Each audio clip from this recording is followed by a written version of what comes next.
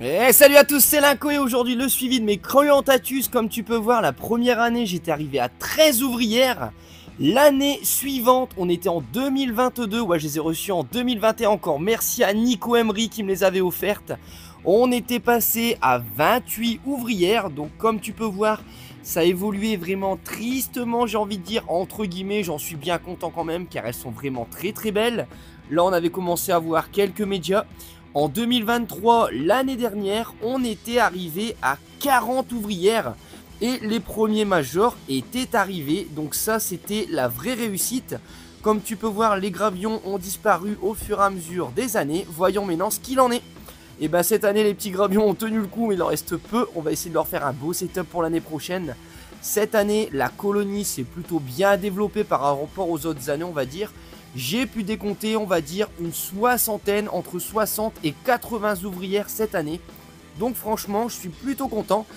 Fidèle à son évolution, plutôt lente. Mais j'ai l'impression, comme tu peux voir, par rapport au Vagus qu'on a vu la vidéo d'avant, qu'il y a beaucoup plus d'excitation au niveau de l'ADC. Alors je me fais pas attaquer non plus par les majors, ils sont plutôt timides. Les médias, idem. Les petits mineurs se promènent parfois sur mes mains quand je viens chercher les godets de liquide sucré ou d'eau. Mais rien de bien méchant, pas de grosses morsures. En tout cas, comme tu peux voir, elles arborent leur belle couleur. Franchement, ça commence à bien se teinter. Comme on approche la centaine, j'espère l'année prochaine avoir une explosion chez elles.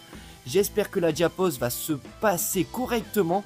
Comme d'habitude, elles vont passer la diapause aux alentours des 10 degrés du mois d'octobre jusqu'au mois de février.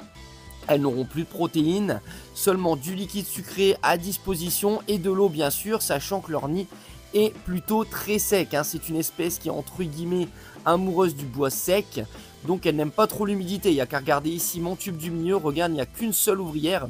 Elles sont toutes dans le tube sec. Le tube le plus rempli, c'est celui-ci. Alors comme tu peux voir, là j'ai bientôt une bonne quarantaine, cinquantaine d'ouvrières coincées dans ce tube. J'ai remarqué que c'était vraiment la pause car je n'ai plus de cocon.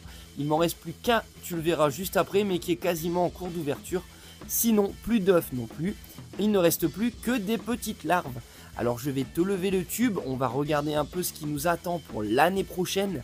Et comme tu vas pouvoir voir, on va voir toutes les larves qui sont prêtes à diaposer.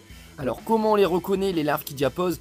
Eh bien généralement elles ne se développent plus du tout et elles prennent une petite teinte un peu jaunâtre, j'ai l'impression, contrairement aux larves de la période printanière estivale où elles sont vraiment bien blanches. Regarde ici ce petit couvain jaunissant et qui est vraiment en repos, on peut voir quasiment toutes les larves ont la même taille. Dans le deuxième tube qu'on ira voir après où il y a la gine, c'est le même. Donc comme tu peux voir, j'ai énormément de larves. Donc si tout ça se développe bien correctement l'année prochaine, dès le réveil, on sera facilement à une centaine d'ouvrières si tout ça passe en mode cocon. Et si elles commencent à mitrailler l'année prochaine, ça risque d'être fabuleux pour mes Creuantatus. Alors cette espèce française, méditerranéenne on va dire, elle est un petit peu partout dans le sud. Je la surkiffe. C'est ma Camponotus préférée, en tout cas chez les européennes. Je la surkiffe, elle est magnifique. J'attends d'avoir des majors, alors j'en ai un ou deux mais ils sont plutôt timides. J'ose espérer que l'année prochaine quand on mettra des blattes ça va cartonner les amis, on va s'amuser. Regarde cette petite espèce avec sa petite crête poilue là sur la tête, des petites antennes qui frétillent.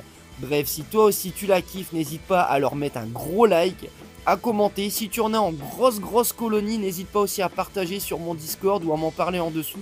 J'aimerais bien avoir des photos de gros setup avec des Creuantatus, on en voit peu malheureusement, malgré qu'elles soient vraiment très kiffantes. Alors si toi aussi tu les adores, n'hésite pas à liker comme je te disais. Et on se revoit très vite pour les prochains suivis de fin d'année. Alors là on va parler d'une petite espèce qui m'a fait défaut. Il s'agit des Formica rufibarbis. Tu dois te rappeler qu'elles ont mal terminé leur diapose l'année dernière.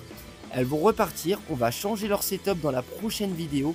D'ici là, on dit coucou aux Creuantatus, bonne nuit et à l'année prochaine.